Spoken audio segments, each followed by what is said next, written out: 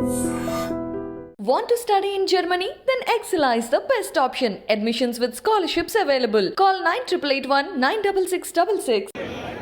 All India Congress secretary Sridhar Babu గారు, అదేవిధంగా ప్రణంజా AIC secretary గారు, మీ క్యాండిడేట్ బాబురావు చిచ్చోరి గారు, వారి సతీమణి శ్రీమతి అమరేశ్వరి గారు, మీ అభిమాన నాయకుడు గత 8 సంవత్సరాలు గెలిపించినటువంటి గుర్మీత్, అసలు మీ అందరికీ చేతులు ఎత్తి దండం పెడతారా బాబు? 8 ఏళ్ళు గెలిపించారు మీరు.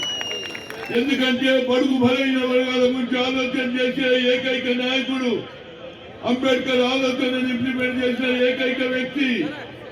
అదేవిధంగా గతంలో ఈ హైదరాబాద్ స్టేట్ లో ఉన్నటువంటి గుల్బర్గా, రాయచూరు ఇవన్నీ కూడా కానీ 371 ఏది వచ్చి వెనుకబడిన ప్రాంతంలో చదువు ఎంప్లాయ్మెంట్ తీసుకొచ్చిన ఏకైక వ్యక్తి ఎవరన్నారంటే అది మా మల్లికార్జున్ ఖర్గే గారు.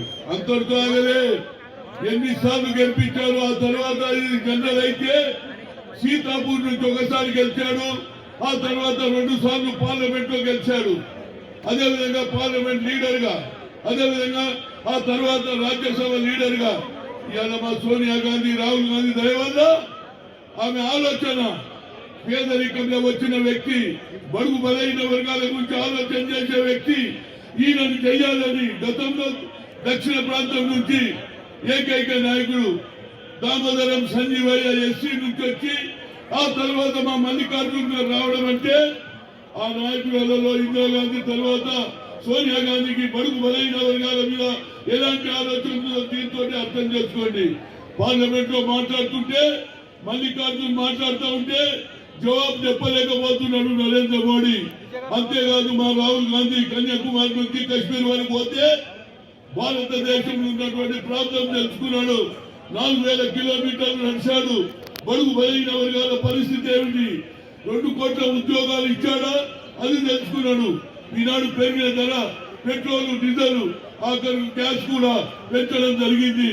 అంతటితో ఆగలే, పండిట్ జవహర్లాల్ నెహ్రూ గారి దేశ స్వాతంత్రం వచ్చిన తర్వాత ఆనాడు కానీ పబ్లిక్ సెక్టార్ను తెచ్చి కార్మిక మంత్రిగా పనిచేసిన మల్లికార్జున్ గారు ఎంతో మందికి సాయం చేసిన వ్యక్తి. అదే విధంగా ఈనాడు పబ్లిక్ సెక్టార్ను తెస్తే దాన్ని కూడా అమ్మేస్తున్నాడు అదాని అంబానీలకు. విశాఖ ఉక్కు మా జన్మ హక్కు అంటే అదే అమ్మేస్తున్నాడు. రేపు హెచ్ఎంటీ అమ్మేస్తాడు. ఏ ఇండస్ట్రీ ఉండదు మా దగ్గర. ఆడియన్స్ ఫ్యాక్టరీ కూడా అమ్మడానికి ప్రయత్నం చేస్తున్నాడు నరేంద్ర మోడీ जी। आपका 2 करोड़ नौकरी क्या कहे, मन की बात। अरे मन में तेरा कुछ रहता, बाहर कुछ बात करता। तेरे दिल में एक है, आवाम को दीवाना बनाने का काम करते। काला धन ला तुम वाला लाया क्या? एक को 15 लाख जमा कर तू करा क्या? एक हमारे पैसे आए क्या? 15 लाख आए क्या? कहां से आता?